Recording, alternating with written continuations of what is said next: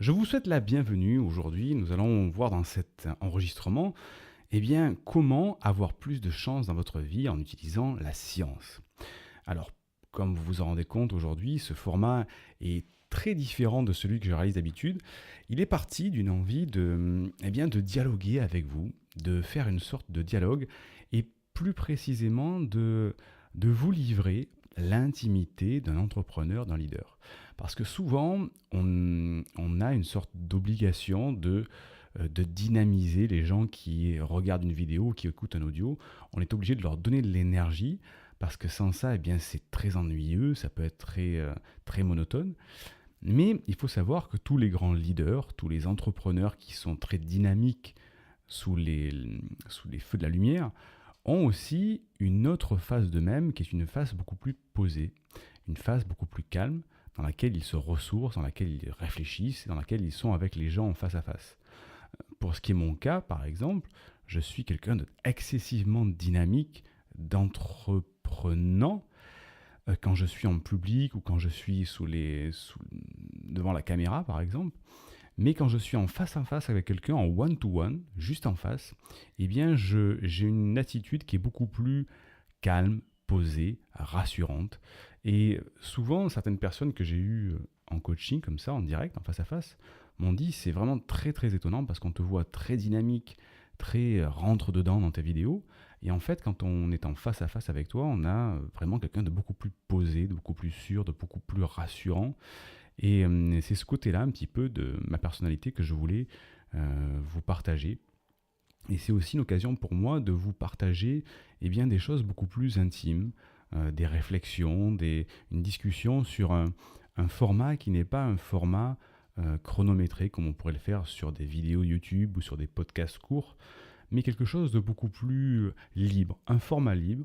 Donc ça sera les podcasts du dimanche, je n'ai pas encore donné de nom spécifique, mais en tout cas, c'est quelque chose que j'ai imaginé pouvoir écouter au réveil dans son lit. C'est-à-dire pas le truc qui va être agressif au niveau des oreilles ou au niveau de la réflexion profonde, mais quelque chose qu'on peut écouter tranquillement, un dimanche, quand on se repose, soit au réveil, soit après une petite infusion l'après-midi, on s'assoit dans son canapé et on écoute ces réflexions comme on écouterait une très très bonne émission de radio. Je suis un fan de voix, de travail de la voix, et notamment des voix de doublage au cinéma, des voix d'acteurs. Et cette passion va jusqu'à un point où je me dis, c'est ces gens-là qui ont ce pouvoir de l'écoute, c'est-à-dire ce pouvoir de captiver l'écoute des gens, ne serait-ce que par leur voix, et est incroyable. Et c'est un petit peu ce format-là, cette impression-là, que je voudrais mettre en place dans ce podcast, justement, quelque chose qui puisse être très, très, très agréable à écouter. Et puis ça va me permettre aussi un petit peu de me poser la voix une fois par semaine, plutôt que de vous faire toutes ces vidéos très dynamiques que j'ai l'habitude de vous faire tous les autres jours. Donc pour revenir à notre sujet central aujourd'hui, avoir plus de chance dans votre vie en utilisant la science, j'ai trouvé ce sujet très intéressant parce que souvent, on parle de chance. Les gens disent oui, mais toi, tu as de la chance. Les entrepreneurs disent oui, mais lui, il a de la chance. Il est né avec une cuillère en argent dans la bouche. Lui, il a eu de la chance parce qu'il avait l'héritage de ses parents. Lui, il a de la chance. La chance existe, c'est vrai. Mais il faut savoir qu'aujourd'hui, et je le dis souvent dans mes vidéos et dans mes interventions, aujourd'hui, nous avons tous gagné au loto. Vous habitez en France, au Québec ou dans un pays francophone, de manière générale, un pays francophone est un pays libre et c'est un pays qui va, qui va vous permettre d'avoir beaucoup d'opportunités. Il n'y a pas de guerre, il n'y a pas de famine, on ne meurt pas de faim. Que personne ne me dise qu'aujourd'hui dans un pays francophone on meurt de faim, c'est pas vrai, il y a toujours une aide, une porte ouverte, une association, quelque chose qui va vous permettre au moins de manger. Donc il n'y a pas vraiment de situation catastrophique. Donc vous êtes tous nés dans un pays où vous avez déjà à la base de la chance. Après, bien sûr, il y a des niveaux de chance entre celui qui vit dans une famille très très pauvre et celui qui vit dans une famille très très riche. Mais c'est pas pour autant que la réussite derrière va être plus facile d'un côté comme de l'autre. Et moi, la chose sur laquelle je voudrais me pencher aujourd'hui, c'est justement le côté scientifique de la chance. Euh, Moi, j'ai toujours une approche très pratico-pratique, très cartésienne de toute la vie, de tout ce que je fais. Et ce côté chance m'a paru tellement ésotérique que je me suis dit, c'est pas possible. Allons chercher les preuves qui nous montrent que la chance, c'est pas la grande loterie universelle. Il n'y a pas un grand barbu qui va dire toi tu as de la chance, toi tu n'en as pas. Et il faut savoir que tout ceci, ce phénomène de chance et notamment beaucoup de croyances, sont hérités de notre éducation religieuse. Que ce soit des religions judaïques, chrétiennes, bref, toutes les religions ont mis en place cette sorte de balance entre le bien et le mal. Si tu fais les choses bien, tu seras récompensé. Si tu fais les choses mal, tu ne seras pas récompensé et entre guillemets, tu n'auras pas de chance. Et souvent, on se dit, tiens, peut-être que je le mérite pas, j'ai pas de chance, mais parce qu'en fait, c'est comme ça, il y a une sorte de mon thermostat, ma balance intérieure, mes points que je gagne et que je perds, qui sont en ma défaveur, et donc c'est pour ça que j'ai pas de chance, c'est l'univers qui a monté un complot contre moi pour pas que j'ai de chance. Ça, c'est de la science-fiction. Il n'y a aucun argument constructif et carré qui prouve ça. Et l'autre penchant de cette chance, c'est que scientifiquement, la chance, on peut la provoquer. Et c'est là où ça devient intéressant, puisqu'on va quitter le monde ésotérique et un petit peu, si on y rajoute un petit peu de pensée limitante et de croyances limitantes sur le fait qu'on a de la chance ou pas de la chance, parce qu'on le mérite ou pas, parce qu'on a été sage ou pas sage, pour passer dans ce côté scientifique de la chance, dans lequel, justement, on va pouvoir mettre en place des méthodes, des processus qui vont nous permettre d'avoir ce qu'on appelle, entre guillemets, de la chance. En fait, la chance, c'est quoi ? C'est, en résumé, ce sont des opportunités que l'on a su repérer, que l'on a su voir et que l'on a su transformer en résultat. Et là-dessus, c'est là que la science nous répond de manière claire et précise. La science, c'est la neuroscience, c'est la psychologie. Pourquoi ? Parce que, eh bien, il faut savoir que nous avons dans notre cerveau un système qui s'appelle le SAR, le système d'activation réticulaire dont je parle très souvent dans les vidéos. Ce système d'activation réticulaire, bon, c'est pas un circuit électronique, hein, c'est un fonctionnement neurologique de notre cerveau. Notre cerveau est programmé comme ça. Ce système, ce SAR, va détecter ce qui est important pour nous ou pas. C'est encore une fois hérité de notre passé d'homme des cavernes, pour lequel il fallait absolument détecter les dangers toute la journée, même pendant la nuit, pour pouvoir survivre. Si vous ne voyiez pas à cette époque-là des cavernes un danger arriver, vous étiez mort. C'est comme ça, c'était un prédateur. Et par contre, si vous ratiez quelque chose qui n'avait pas trop d'importance, c'est-à-dire si vous ratiez l'occasion de manger une pomme, c'était beaucoup moins important, vous ne risquiez pas votre vie à cette époque-là. C'est pour ça que ce SAR ne va se concentrer que sur le négatif, je parle par défaut, hein, ne va se concentrer que sur le négatif, c'est-à-dire sur le danger, sur la peur, et donc ne va vous faire repérer que ce qui ne va pas ou ce qui peut vous apporter, ce qui peut vous faire risquer un danger. Donc ce SAR, il est à la base programmé pour autre chose que ce que nous cherchons vraiment quand on parle de chance, d'opportunité. Et la neuroscience nous explique en fait, il est très facile de reprogrammer ce SAR. Alors, notamment par plasticité cérébrale, mais aussi par le fait que nous avons quand même une influence intellectuelle et évoluée sur ce qu'on peut faire sur notre cerveau. Et pour le SAR, c'est tout simple.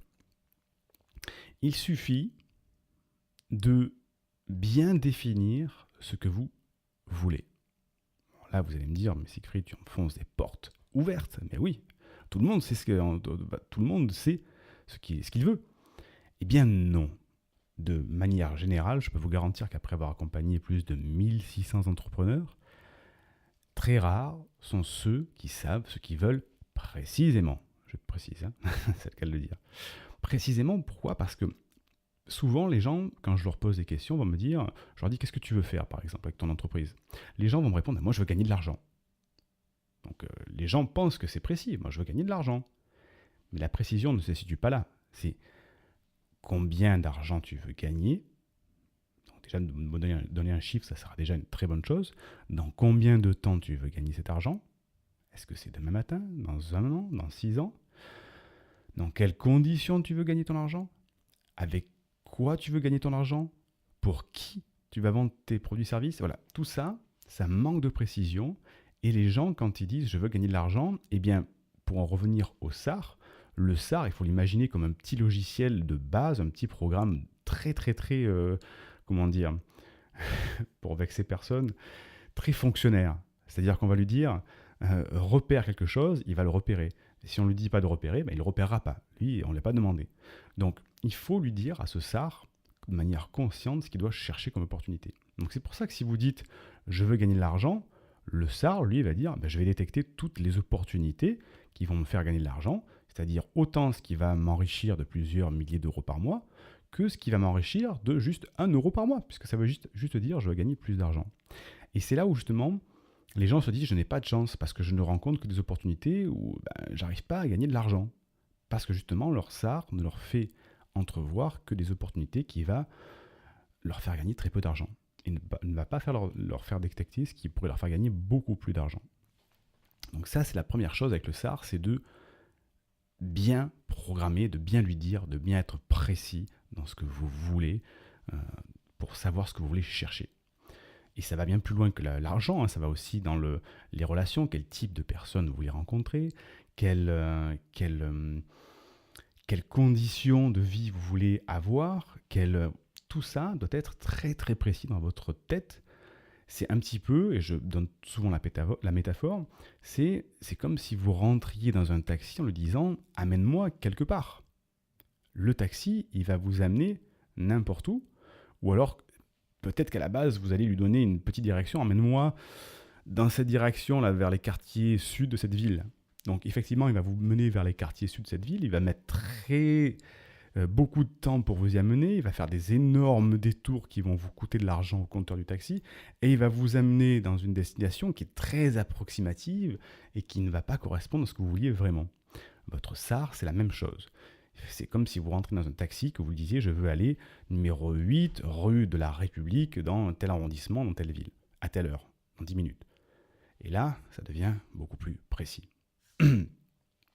Donc le SAR, c'est très important de comprendre comment ça fonctionne. Autre exemple en rapport avec le SAR, autre métaphore, enfin, pour que vous compreniez bien, lorsque vous avez décidé d'acheter un objet, je prends souvent le cas de la voiture, lorsque vous avez décidé d'acheter une voiture, vous dites par exemple je vais acheter une Peugeot bleue métallisée.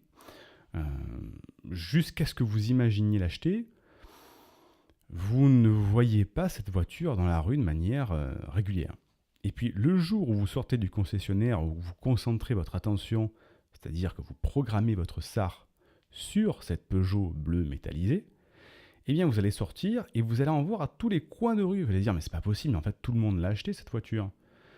Pourquoi ? Parce qu'en fait votre SAR va se concentrer sur ce sur quoi vous l'avez programmé. Et comme toute votre attention est pointée vers cette voiture, cette Peugeot bleue métallisée, il va, dans son radar visuel, détecter toutes les Peugeot bleues métallisées et il va concentrer votre attention dessus. Vous avez de manière inconsciente programmé votre SAR à détecter ces voitures-là. Et c'est de la même manière que vous devez faire pour pouvoir vous concentrer votre inconscient sur les opportunités qui vont vous apporter ce qu'on appelle de la chance, qui sont en fait des opportunités que vous n'avez jamais su saisir jusqu'à présent. C'est ça le pouvoir de programmer la chance de manière scientifique. Autre paramètre pour avoir de la chance, et là je suis très bien placé pour en parler, c'est de savoir sortir de chez vous pour créer des opportunités et aussi pour générer de nouvelles idées. Je vous explique. Si vous êtes chez vous, que vous programmez votre SAR de manière très précise, vous écrivez une feuille, vous mettez bien vos objectifs de manière claire et précise, limpide, vous programmez, mais que vous ne donnez pas l'opportunité à votre cerveau, à votre SAR de rentrer en action, c'est-à-dire que vous restez renfermé chez vous, dans votre bureau ou dans votre petit quartier, vous n'allez déclencher aucune opportunité. Et ça, c'est un phénomène universel, c'est-à-dire que si il n'y a pas assez d'événements, il ne se passera rien. Et là, je fais une petite parallèle, une petite métaphore sur les trous noirs dans l'univers.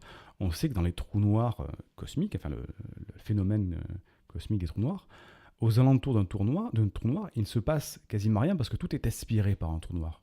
Donc il n'y a quasiment aucun événement qui se passe à proximité d'un trou noir. Donc il y a très très peu de chances qu'il y ait des planètes, qu'il y ait de la vie, etc. Parce qu'en fait, tout est aspiré et il ne se passe rien. Mais dans votre vie, c'est pareil. Si vous devenez vous-même votre propre trou noir, c'est-à-dire que rien ne se passe autour de vous, vous ne pourrez jamais créer des opportunités. Et c'est pour ça que le deuxième point que je voulais voir avec vous aujourd'hui, c'est justement de sortir de chez vous. Une fois que vous avez programmé votre SAR, il faut sortir pour pouvoir vous donner des opportunités de mettre en action cette recherche que vous allez avoir de manière consciente et inconsciente. Donc, souvent les gens font l'erreur de rester chez eux. Et je peux vous donner une anecdote personnelle. Il m'est arrivé, il y a très peu de temps de ça, je crois que c'était il y a 2 ans à peu près, de me rendre compte que j'étais un petit peu déprimé, un petit peu dans le bad. Ça m'arrive rarement, mais je me suis dit, tiens, c'est bizarre, je suis un peu morose en ce moment. C'est surtout en plus que j'avais pas d'idées créatives, j'étais dans une sorte de ralenti, j'avais l'impression de pédaler dans le vide. Bref, une sensation bizarre que j'avais pas l'habitude de ressentir. Et je discute un petit peu avec ma femme, et je lui dis, mais en fait, je crois que j'ai compris ce qui se passe. En fait, ça faisait quasiment presque 9 jours que je n'étais pas sorti de notre domicile. J'ai la chance de pouvoir travailler à distance avec des collaborateurs. J'ai un bureau à mon domicile, j'ai un studio d'enregistrement à mon domicile. Mes enfants, j'ai la chance d'avoir mes enfants qui vont dans un établissement scolaire qui est juste à côté de la maison. Ma femme, elle a une grande liberté pour aller les chercher, s'occuper de la maison, du repas, etc. Et ce qui fait qu'il m'était arrivé de rester quasiment plus d'une semaine sans mettre un pied dehors. Et qu'est-ce qui s'est passé ? Eh bien, j'avais plus d'opportunités, mon SAR ne marchait plus, je n'arrivais plus à trouver des idées, l'impression de pédaler dans le vide. Et c'est ce que je veux vous éviter, justement, quand je vous dis sortez de chez vous pour créer des opportunités et gérer de nouvelles idées. Il faut donner l'opportunité à votre SAR de trouver des opportunités, c'est le cas de le dire. Mais c'est aussi une question de pouvoir se stimuler. Notre cerveau, et là ça revient encore une fois à la science, a un besoin d'être stimulé pour fonctionner. C'est encore une réaction universelle. Si vous n'agitez pas de l'eau avec de la grenadine par exemple, la grenadine et l'eau ne se mélangeront jamais, parce qu'il n'y a pas eu de stimulation des deux. Et bien votre cerveau, c'est la même chose. Si vous laissez tout ça stagner, il ne se passera rien dans votre cerveau. Et la seule manière de stimuler un cerveau, c'est quoi ? Je vous pose la question, maintenant qu'on est un petit peu plus réveillé dans ce podcast. Eh bien, la seule solution, c'est d'utiliser vos 5 sens. Stimuler votre vue, stimuler votre odorat, stimuler votre audition, stimuler votre sensation, vos sensations, votre toucher et stimuler votre goût. Et ça, si vous restez chez vous ou dans votre entourage ou dans un chemin que vous réalisez tous les jours dans votre quartier, dans votre rue, que vous avez l'habitude de faire tous les jours, il n'y aura plus aucune stimulation au bout d'un moment. Donc c'est pour ça que de sortir de chez vous, d'aller vous balader dans une ville différente, une rue différente, sortir des sentiers battus, faire quelque chose d'original va stimuler votre cerveau. Et c'est encore un phénomène très scientifique, parce qu'il faut savoir que notre cerveau, il y a un phénomène qui s'appelle la synesthésie. La synesthésie, qu'est-ce que c'est? Eh bien, c'est la capacité qu'a votre cerveau, lorsque vous êtes un nouveau-né, eh bien, de mélanger les sens entre eux. Alors, certaines personnes s'en rappellent, d'autres non. Moi, je me rappelle encore très brièvement de quelques sensations que je vais vous expliquer. C'est quoi? Eh bien, quand on vient au monde, il n'y a pas de séparation entre le cerveau droit et le cerveau gauche. Tout fonctionne encore un petit peu de manière confuse. Et il arrive très facilement aux nouveau-nés et parfois aux enfants, et certaines fois aux adultes, ça devient une pathologie, de, par exemple, de sentir des chiffres. Les chiffres ont une odeur, ou les couleurs ont un goût. Ou, vous voyez, ce sont les 5 sens qui se mélangent. Et c'est cet effet synesthésique que l'on conserve donc à valeur moindre dans notre cerveau qui nous permet de stimuler justement notre cerveau. Nos 5 sens vont nous permettre de stimuler notre cerveau et de générer de la créativité, des idées, de la réflexion qui, encore une fois, vont nous amener à avoir ce qu'on appelle vulgairement de la chance. C'est-à-dire que au lieu de rester devant un mur blanc toute la semaine devant son bureau, je ne vois pas quel type d'idée on peut faire germer avec un mur blanc en face. Par contre, en sortant, en stimulant son cerveau, on fait germer des idées. Je me rappelle très clairement, moi, que les couleurs éveillaient des émotions lorsque j'étais encore enfant. Le violet, le jaune éveillaient des émotions. C'était des sensations très étranges. Et aujourd'hui, lorsque je veux avoir de nouvelles idées, je me suis rendu compte que de prendre la voiture et de faire un trajet en voiture, d'une demi-heure par exemple, me faisait germer énormément d'idées parce que mes yeux étaient stimulés par tout le paysage qui se passe autour de la voiture. Mes oreilles étaient au maximum de leur attention parce que quand on conduit, on a besoin d'être attentif au niveau des auditifs. Et donc tout ça stimulait mon cerveau et ce qui fait que ça me faisait germer des nouvelles idées. Et c'est toujours en voiture que j'ai résolu beaucoup de problèmes, que j'ai eu de nouvelles idées très créatrices. Donc deuxième conseil après la programmation de votre SAR, eh bien sortez pour créer des opportunités et générer de nouvelles idées. J'espère que tout ça vous fait prendre conscience que la chance, vous voyez, elle n'est pas ésotérique. La chance, elle est scientifique et il faut savoir la programmer pour la créer. Donc, pour que ce soit pratico-pratique, que ça reste bien à mettre en place, vous puissiez le mettre en place de manière facile, eh bien, j'espère que vous allez programmer votre SAR aujourd'hui et dès que vous l'avez programmé, que ce lundi, puisque c'est une vidéo qui paraît le dimanche, eh bien vous alliez faire un tour en dehors de vos habitudes. N'empruntez pas la même rue, n'empruntez pas la même voie de métro, n'empruntez pas le même escalier. Changez vos habitudes pour stimuler votre cerveau et vous créez des opportunités qui vont vous permettre de vous aider, entre guillemets, à avoir de la chance. Quel est le troisième point que je voulais voir avec vous aujourd'hui qui va compléter cette chance, cette podcast sur comment avoir de la chance? C'est une anecdote, c'est une anecdote, c'est pas une anecdote, c'est un dicton que je dis très souvent, c'est « fait vaut mieux que parfait ». Qu'est-ce que c'est? Eh bien, c'est l'anti-procrastination. Ce que je veux dire par là, c'est que une fois que vous avez déterminé ce que vous voulez vraiment, une fois que vous avez créé des opportunités, quand vous allez avoir votre cerveau stimulé des nouvelles idées, eh bien, il ne faut pas attendre que tout soit parfait. Dans la vie, rien n'est parfait. Et ceux qui attendent la perfection sont ceux qui ne font rien. C'est ce qu'on appelle la procrastination, remettre au lendemain. Moi qui suis un ancien sportif de haut niveau, et pour ceux qui ne le savent pas, j'ai été 10 fois médaillé au niveau national et international en équipe de France d'aviron avant de devenir un entrepreneur. Eh bien, on a un geste technique à l'aviron qui est celui de ramer, mais qui est un geste qui est très complexe pour le rameur de haut niveau. Et on nous enseignait dès le début, et même à haut niveau, que le geste technique parfait n'existe pas. Il n'existe pas de geste technique parfait à l'aviron parce que de manière déjà physique, le geste technique est impossible à réaliser parce qu'il y a des phénomènes d'inversion, d'inertie, etc., etc. Donc le geste qui serait parfait à réaliser n'existe pas. Donc il faut tendre vers cette perfection, mais il ne faut pas attendre le geste technique parfait pour aller réaliser des compétitions d'aviron. Il faut aller se confronter même quand la technique n'est pas encore acquise. Pourquoi ? Parce qu'encore une fois, ça va vous permettre d'évoluer, de vous confronter et de réaliser, d'avancer dans votre progression technique, psychologique, d'expérience de l'aviron.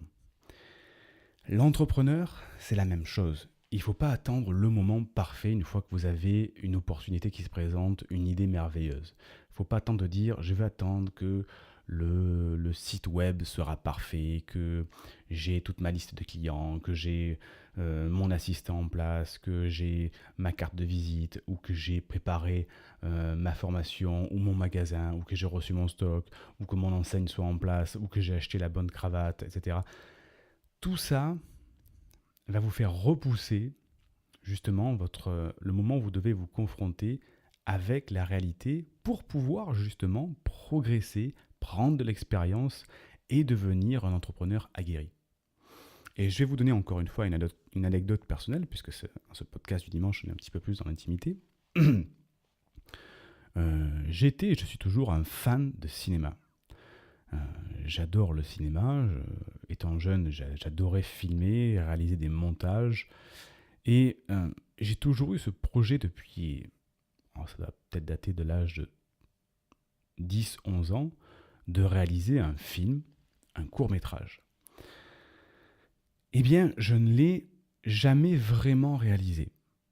Pourquoi ? Parce que j'ai toujours procrastiné à cette époque-là. Je ne savais pas que la perfection n'existait pas, qu'il ne fallait pas attendre le moment parfait. Je voulais absolument avoir la caméra la plus parfaite pour que l'image soit la plus cinématographique la plus cinématographique possible, le bon micro pour que le son soit bon.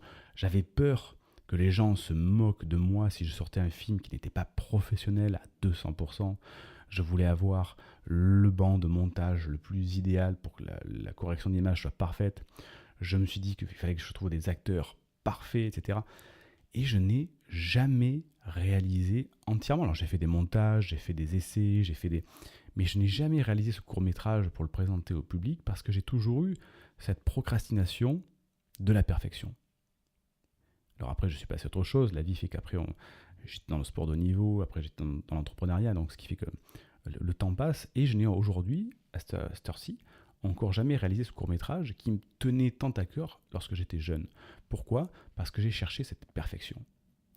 Et aujourd'hui, je voudrais vous éviter ça, puisqu'aujourd'hui, moi, quand je suis dans des nouveaux projets, je lance tous mes projets, je veux qu'ils soient lancés de manière imparfaite. Pourquoi ? Parce qu'il y a un deuxième phénomène qui vient se rajouter à celui-ci, c'est-à-dire que lorsque vous lancez un projet et que vous ne savez pas s'il va marcher ou pas, il est totalement inutile et contre-productif pour l'entrepreneur de le lancer en investissant de l'argent ou du temps avant. Donc aujourd'hui, je lance toujours les projets imparfaits, qui ne sont pas terminés ou qui ne sont pas parfaits dans leur présentation, pour valider le fait que le produit, le service, la prestation fonctionne, qu'il y a une demande, qu'il y a des ventes qui se font. Et si des ventes se réalisent de manière avec une présentation imparfaite, ça veut dire que l'offre, la présentation peut être améliorée. Et à ce moment-là, ça vaut le coup d'investir du temps ou de l'argent. Donc ce troisième point que je voulais voir avec vous, c'était de toujours vous dire il vaut mieux quelque chose d'imparfait mais de fait, plutôt que de parfait mais de jamais réalisé. Donc, pour résumer un petit peu ce podcast, comment faire pour justement vous générer maintenant de la chance, entre guillemets, que vous comprenez, qui n'est pas vraiment de la chance ?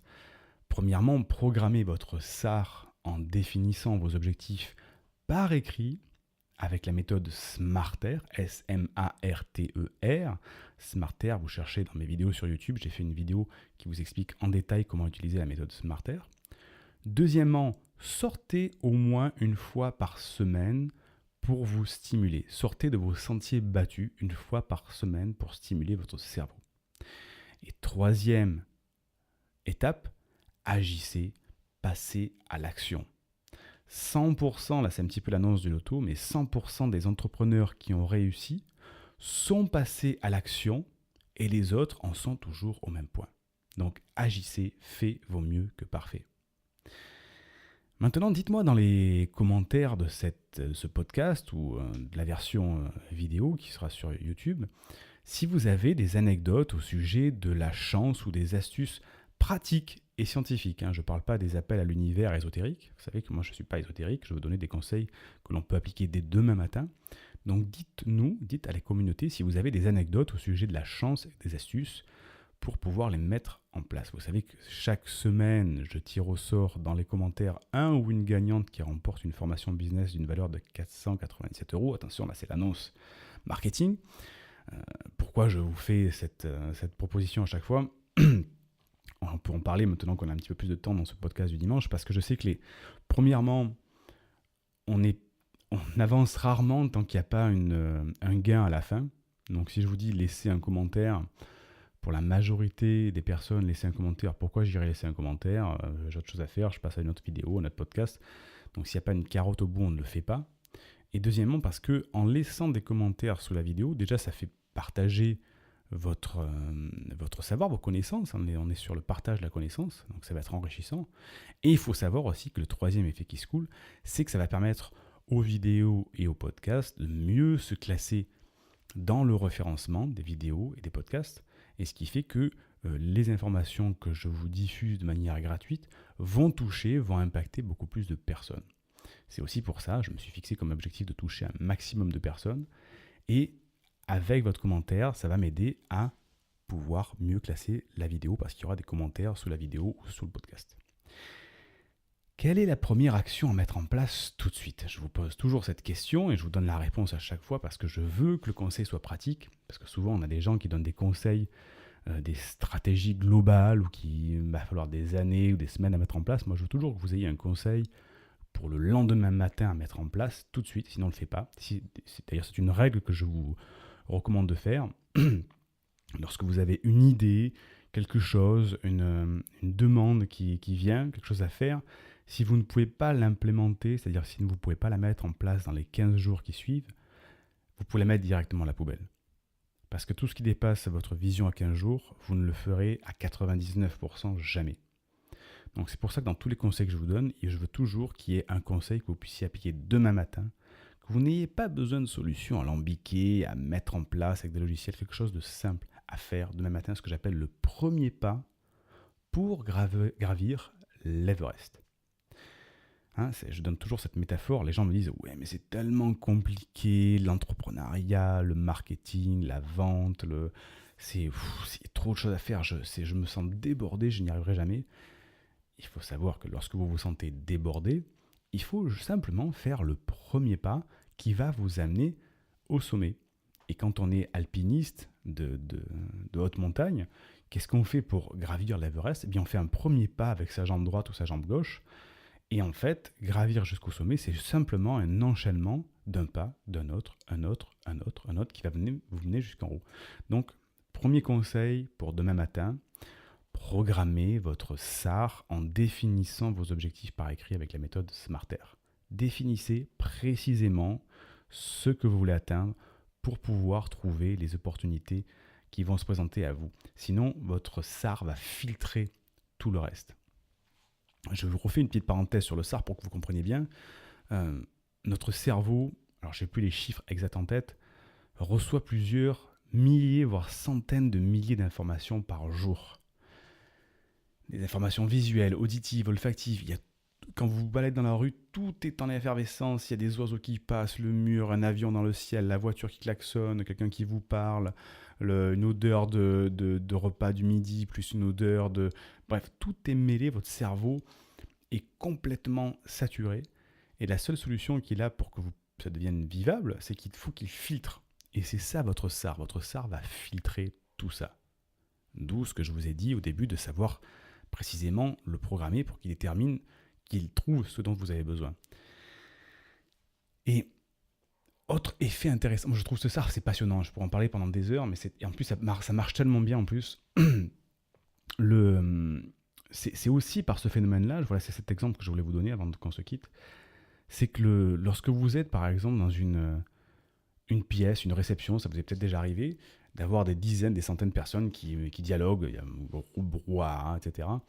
Et c'est votre SAR qui va vous permettre de vous concentrer sur le dialogue d'une seule personne. Soit l'interlocuteur qui est en face de vous, soit celui qui est à 3, 4, 5 mètres à côté et que vous voulez écouter. Et notre cerveau n'a pas un switch, vous comprenez, il n'y a pas un bouton. C'est seulement notre SAR qui va focaliser l'attention de votre cerveau sur une discussion ou une autre et éliminer les autres. C'est aussi le SAR qui va permettre à certains parents d'entendre le bruit, la parole, le rire ou le cri de leur enfant au milieu d'une foule ou dans un magasin. Parce que notre SAR est programmé pour reconnaître la voix de notre enfant, pour les parents qui m'écoutent. Et pourquoi ? Parce que le cerveau, vous la même, l'avez programmé pour repérer la voix de cet enfant. Donc vous comprenez, c'est extrêmement puissant de savoir programmer votre SAR. Et c'est tellement simple de prendre une feuille de papier, d'écrire ce que je veux précisément pour demain matin, lorsque vous allez croiser quelqu'un dans la rue, dans un événement, au lieu de dire tiens, cette personne était sympa, et puis de la laisser partir, bien que votre SAR dise ah oui, mais cette personne-là, ah oui, en fait, elle est dans telle thématique, et effectivement, si je fais une association avec cette personne, peut-être que de rester en contact, ça va me permettre de développer mon entreprise, de trouver un partenaire, etc., etc., et ça va vous amener à votre objectif final.